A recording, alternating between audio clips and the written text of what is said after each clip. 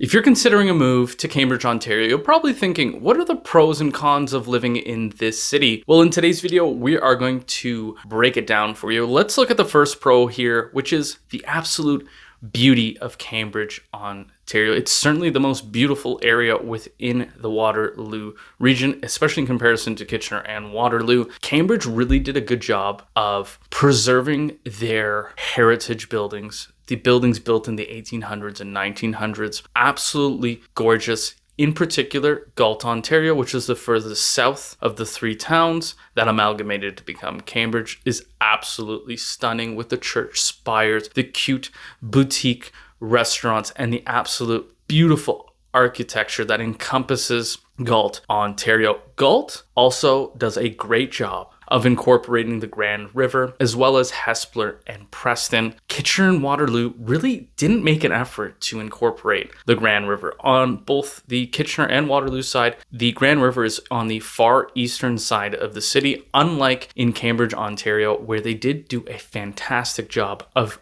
incorporating the beautiful Grand River. A few other places to check out if you are in Cambridge, Ontario is Riverside Park, which boasts over 100 acres of park, consists of baseball diamonds. Another great place to check out is the Butterfly Conservatory. That's also located in Cambridge. Number two here are the real estate costs. Being a real estate agent here in the Kitchener-Waterloo, Cambridge area, I can tell you for a fact that Cambridge is going to be the most inexpensive option of the three cities, but it is for a reason. The reason being is the housing stock is a little bit smaller in general. The Cambridge is a much more older city in terms of the way it was developed. That way you're going to have smaller houses in general, stuff in the early 1900s. And if you are looking for the closest city to Toronto for the cheapest price, Cambridge is going to be that option. If we look at it from a statistical point of view, if we look at the August stats, the average detached house in Cambridge, Ontario sold for around $842,000. In the Greater Toronto area, the average detached house sold for $1.16 million.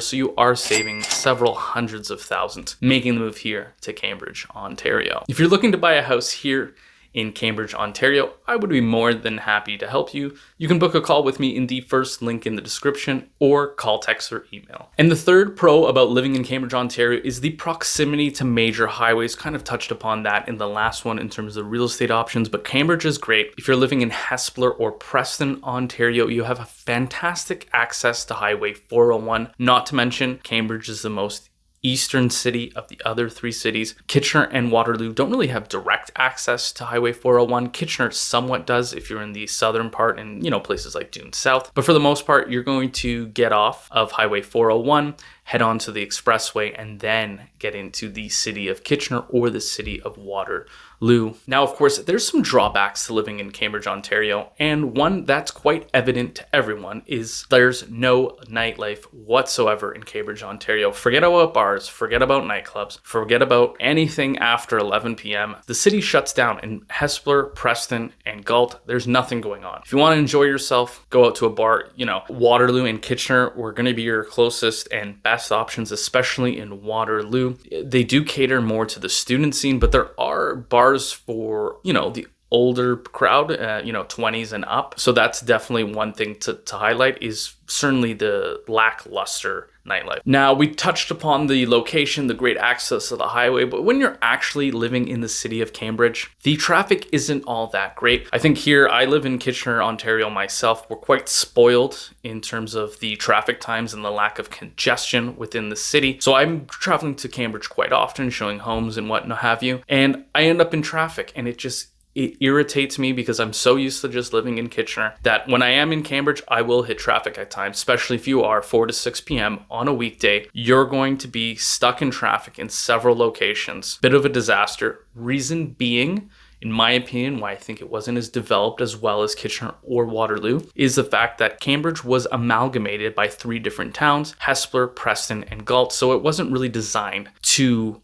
have an excellent transportation infrastructure because it just kind of happened naturally over time. The three towns began to spread, and over time, as population grew, they kind of just became one. And finally, the limited shopping options within Cambridge, Ontario. is a bit of a disaster. If you've watched my other videos on Kitchener and Waterloo, it's slightly better. I find Fairview Mall much better than Cambridge Centre, and certainly Conestoga Mall in Waterloo better than both Kitchener's Mall and Cambridge Centre Mall. But Cambridge Centre is the largest mall that serves the Cambridge area. Frankly, it's a walking mall. I used to work there back in the day about 9 years ago. That was my first sales job. Worked at Wow Mobile Boutique, and yeah, it was impossible to get a sale there. I think that I sold about 3 cell phone plans within a 6-month period. Mind you, this was the launch of the location. Nobody knew who we are. We were just some funny guys wearing purple pink shirts. And it was quite funny working there because literally it was just people walking around, no shopping bags whatsoever. If you want to have good shopping options in terms of clothing, I would just head down to Milton Center. It's about a 35-minute drive from Cambridge.